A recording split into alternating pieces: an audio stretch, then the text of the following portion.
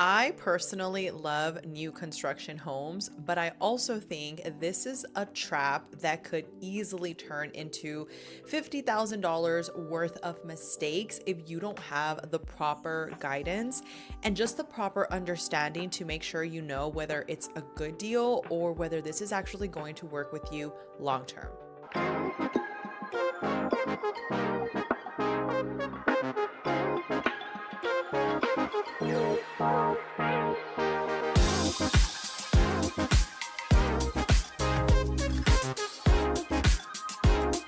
Today, I'm going to walk you through what I wish every single buyer would know before signing on the dotted line, the pros of actually purchasing a new home, the cons, the hidden cost, and any negotiations that you might be able to do that can definitely save you some money. And if you're new to the channel, my name is Alexa. I'm a local real estate advisor. I have a team here in El Paso. I'm also an investor, and the goal with these videos is to equip you with everything you need to know before signing on the dotted line. And here's the truth. I mean, a new home is beautiful. I've worked with dozens of families that have purchased brand new homes, but it's not for everybody. And I think this is something that if you can just understand from the beginning before putting yourself in that situation, it is going to save you so much money, so much time, and overall put you in a better financial decision. Now, let's start with the first thing, which is why most of my clients like new construction.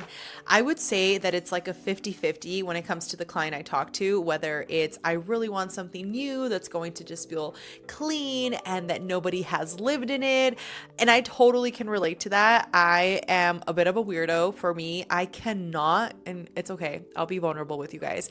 I cannot get in a bathtub without sandals if it's not my own bathtub. And even when I used to rent like my apartments when I first purchased. Now let's start with the number one reason why many people actually like to buy a brand new home. And I've heard this from a lot of my clients, which is, Alexa, I just want something that is brand new. I don't want to deal with anybody else's problems. I don't want to deal with the fact that I don't know what the previous owners actually did when it comes to maintenance. Some of my clients are very much into energy and they're like, no, I cannot live here if anybody else lived in here.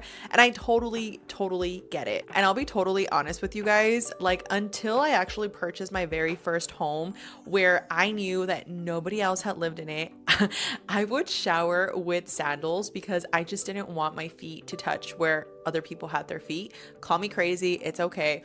But I can relate. I can totally relate to the fact that you want something that's brand new, clean, even if you put Clorox, okay? Because I know some of you are like, pone Clorox. I get it. But even with that, my mindset was just like, I can't get myself in there. I grew up with my grandparents in a storage room. So in that storage room, it got really bad and there would be like mold everywhere. So I guess I'm just like, traumatized over that. And that's just part of it. It is what it is. But I can get it, okay? I totally understand that some people just want something new. But this is why I mentioned earlier, it's not for everybody. It genuinely isn't for everybody because I've had clients that tell me this is my game plan, which we'll get into in a second. And I tell them, you know what, that's not going to actually work for you. And here's why. So again, this is like one of the main things that I hear people tell me. Again, I don't want to deal with the headache of somebody else. I don't want the problems of the house that maybe somebody else didn't take care of and now they're selling it. Because if you think about it, it's kind of like purchasing a used car. You really don't know how the previous owners took care of the car. So when you buy a brand new house, this could alleviate a lot of those concerns. Now let's go into a quick con about this because just like I just said, there's a lot of people that purchase a brand new home because they want to avoid any of those issues. I will say that doesn't guarantee that the house won't have issues. Like that's just the way it is, especially depending on the price point that you're buying in, which we will get into in this video. That could really play a factor as to the quality that the builder overall puts into the construction. I've talked to floormen, which is basically the people that oversee the projects when it comes to the house being built. And some of them have told me like, Alexa, these people that are building this particular, home will push us. And if we're not meeting our quotas that they want, they will fire us or they won't pay us and they'll make us wait, which is so absurd. And it is so wrong, because if you think about it, they're trying to do the right job, but the people that own the companies are like, go, go, go, mass production. And that means, of course, sometimes they have to cut corners. So this is where you really want to just be aware of what you're buying. And I will say, as a pro tip, you always want to do an inspection. I don't care what the builder rep tells you. I don't care what anybody says. Always do your own inspection. There's different licensed inspectors that can do an inspection for you. Typically, we send our clients with one company that we've worked with for many years because we like the way that they do their business. I like the way that they give the report. I like the fact that they give good customer experience. We do not have any association with them. They're just their own company, but they've taken care of our clients. So we typically recommend our clients with that company. But I will say, I give a list and I'm like, look, you choose whoever you want. However, if you need a recommendation, here is a recommendation that we have. This is something that I will always encourage you to never skip out on, because it can be the difference between you buying a home that ends up turning into a headache very quickly and you catching all of those things from the beginning and just negotiating with the builder. I have a client right now, they're buying a brand new home. I actually have a few, but the one that comes to mind, as soon as we walked the house, he could hear that there was something wrong with the AC. And he's like, Alexa, I love the house, but there's something wrong with the AC. And I was like, say less. We're going to take care of it. I'm going to get an inspection. We're going to send it to the builder. And sure enough, the report came back that there was something with the HVAC that needed to be fixed. They replaced it. And now we're literally like days away from closing. We should be closing by the end of this month. So this is the kind of stuff that overall an inspection can catch, which can save you a lot of money. Now, another big mistake that can happen when you're thinking about purchasing a brand new home is that you don't know your timelines. And I will be the first to admit, this can actually hurt you so much more than you even think of. A lot of people that are considered experts in the market will say you want to hold on to the property anywhere between 2 to 3 years. I will go as far as to say 5 years. And I'll give you an example. The property that I currently own, that I live in, I have had it for 4 years now, and I purchased it with a specific goal in mind. I knew that I was going to live in it, and then depending on the market at that time, I would either turn it into another Airbnb or I would simply sell it. The numbers at the time were also, depending on the situation, going to give me the option to rent it. So when I ran the numbers to sell it at the time that I'm now looking to sell it, the numbers are not where I was projecting that they could be. They're not bad. I didn't lose money, but it's not where I want it to be. And this is why I always say you can't time real estate. Even like as a professional advisor, the best that I can do is make sure that I prepare, that I know the pros and the cons before getting myself into a deal. So with this property in particular, I was like, you know what? I'm going to put it on the market again, and I'm just going to go ahead and have it as either a rental or I'm going to do it as a regular sale or a seller financing. So with that, I have 3 strategies that I could deploy in this particular transaction.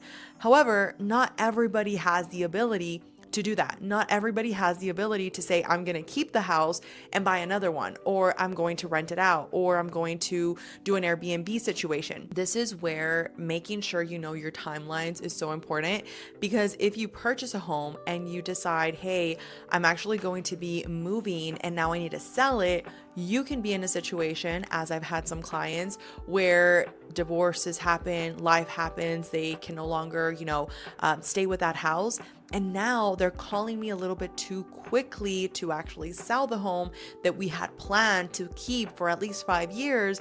And now they're upside down. Their numbers are barely breaking even. Some of them have to pay to sell. And honestly, it's one of the worst conversations to have with clients, which is why I'd rather just be the bearer of bad news from the beginning, letting them know, hey, if this happens, this can be the situation that you have to face, so that you know exactly what you're getting yourself into. So again, one of the biggest mistakes can be that you get yourself in a new home thinking everything's going to be great, when in reality, you should have gone for a resale. Another con when you're selling a brand new home is that you're competing with the builders that are still building in that area. Very different markets. Like, I'll give you an example. If you purchased a home in the east side, because there's still a lot more room to expand into Clint, to expand to Socorro, to expand to Agua Dulce, there's a lot more space for you to still expand in the east. However, when it comes to the west side, it's Vinton, and then you're literally already crossing to New Mexico. Why is this important? Because if you purchase a home and let's say you only have had it for 5 years and now you want to sell it, if the builder is still building in that area, because of course they will say one thing, which is we project to be completed by this time, but then life happens and now all of a sudden the 2-year plan that they had to finish building turns into a 7-year plan.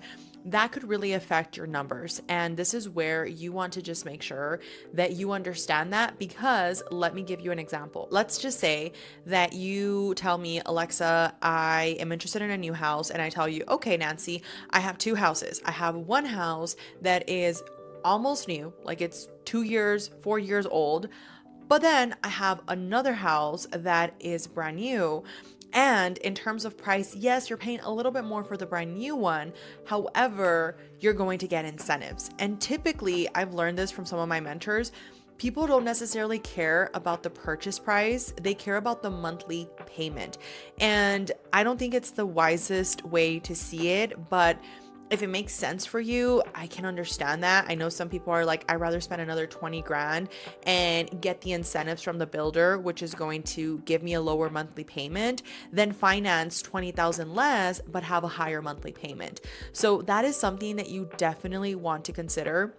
I will say, when it comes to price per square foot, a lot of the spec homes are currently charging you anywhere between 120, 25-ish to about 340, 350 price per square foot.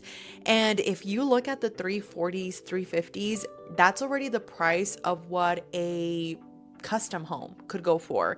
And if you don't know the difference between a custom home and a spec home, let me break it down as simple as possible. A spec home is basically a house where they'll give you options to choose from, like the cabinets, the carpet color, the tile, the backsplash, things of that nature. Also, sometimes the elevation of the house. But a custom home is actually very different. And there's 2 different types of custom homes. There's a custom home where the builder already builds custom homes. They sit with you at the design studio. You choose everything. You choose how big your bedroom is going to be, how big your kids' room is going to be, the closet, the pantry, the way that things are facing, everything. But then there's a different type of custom home, which is where you buy the lot, you get the construction loan, and then you hire the architect, the construction crew, everything. Like, you are literally in this case, like the floorman of your project. You can also hire sometimes the builders to build in your lot, which that's a whole other conversation. If you're interested in a video talking about specifically how to build a custom home and the pros and cons versus just building a custom home with a builder that already gives you the lots, let me know down below so that I can make a full video about that. But these are the biggest difference. With the custom, you can choose a lot more. With a spec, it's just what it is. If I go into a spec builder and I tell them, hey, I want my bedroom to be bigger, they're gonna look at me like, no, we're not doing it. So just keep that in mind, because depending on where you are in your journey, you might prefer to have something custom versus something that is just move-in ready, a bit more cookie cutter, but it gives you what you need. Another con when you're purchasing a brand new home is the earnest money. So if you don't know what earnest money is, I'm going to simplify it. It's basically the money that you're giving to reserve the house. And a lot of you, if you've purchased homes before, you probably already know this. It's just the way of showing that you're serious about the home.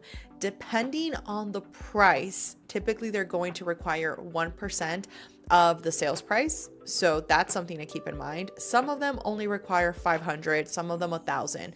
But that money is typically non-refundable. I will say though, this is where who you work with does matter. There's been a few situations where clients of mine were under contract with the brand new build.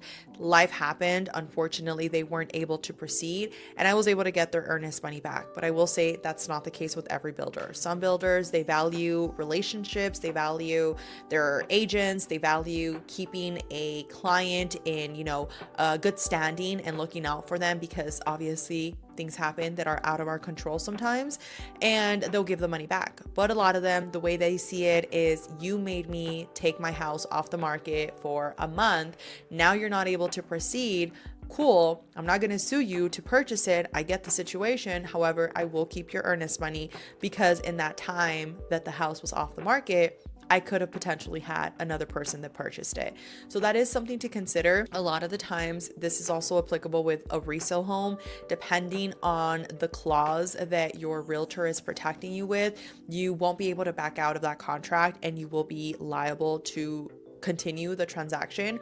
Or if you're like, I just can't, if it's after the clause that we put in there to protect you, which is the option period, you will lose that money. And that's just something you want to be aware of. Okay, another thing you want to be aware of before purchasing a brand new home is the upgrades. So a lot of the times the builder will say, hey, if you want these upgrades, we can do them, but you need to pay for those upgrades up front.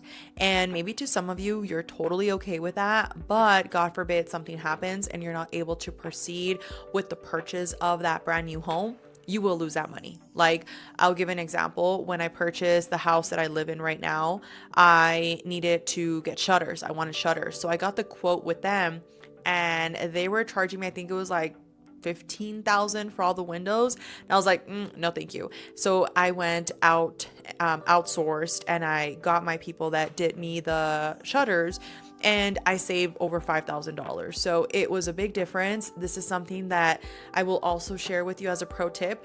Unless you like physically like take the time to call and compare before you decide to go with that upgrade, I would recommend that you just do it after closing, because a lot of the times you think you're getting a good deal and they're just making extra money off of you. So I would highly recommend you, again, just compare. If they're actually giving you a good price, because sometimes they will, then cool, take advantage of it. But if not, then I would highly recommend you just do it and you outsource a job, you do it after you close, and then now you have your upgrades, but you avoid having to pay for those things up front. God forbid something happens and now you just lost your earnest money, you lost all the money that you put into the home, you lost your appraisal fee, you lost your inspection fee, and now you just spend a bunch of money that you could have saved. Now let's get into some of the positive sides of purchasing a brand new home. I said it at the beginning, I love new homes. My house right now, it's a brand new house. I love it. I love it. However, this is really where having your agent that can back you up, that knows the market, that knows where to negotiate, that knows what we can do, what we can't do, is so important. I see this mistake happen all the time. And if you are considering going to see model homes, just make sure you've already hired an agent.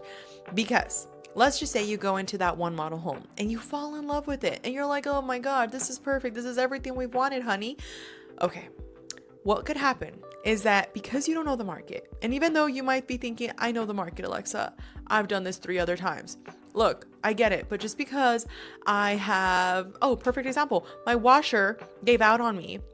I was trying to play Bob the Builder and trying to fix it, and we weren't able to fix it. Okay, just to summarize it, we weren't able to fix it, but I could pretend that, well, now I know where the pump goes, now I know where the drain goes. Like, cool, I could pretend that I know how to fix a washer, but do I really know how to fix a washer? No, I don't know how to fix a washer.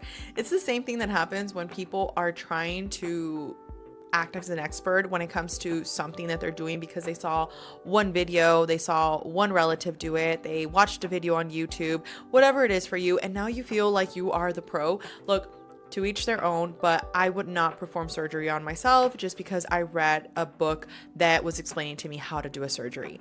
So just make sure that you understand that we do know the market very differently. I will say not all realtors, okay? Not all realtors, but for the ones that are good, that have been doing this for many years, that we've done a lot of transactions, we should be able to guide you and tell you, that's not the good deal. That's not the one you want. And I've done it before because clients will tell me like, hey, I really want to see this builder. And I'm like, cool, let's schedule a showing. We'll go see it. Whether it's me or somebody from my team that goes and shows the property, I still negotiate everything. I'm still the one taking care of my clients. And they go, we see the house. And what ends up happening is that we see the house, although I already knew that it wasn't going to work out for them. After we're done, I was like, what did you think? They're like, yeah, no, you were right. The other one was better. I was like, I told you. So this is really where you want to have somebody on your corner, because if you go to the open house and you love it and, Billy was there, pushed you, has, commission breath, is telling you should buy this house because I'm going to give you these incentives. You don't really know if Billy's giving you all the incentives. You don't really know if there's any additional things that you could have asked for. Like one thing that I've seen a lot is that they try and hold the fridge. For some reason, they always want to hold the fridge. And like, well, let me see what I can do. And I'm like, well, you better really see what you can do, Billy, if you want us to buy this house.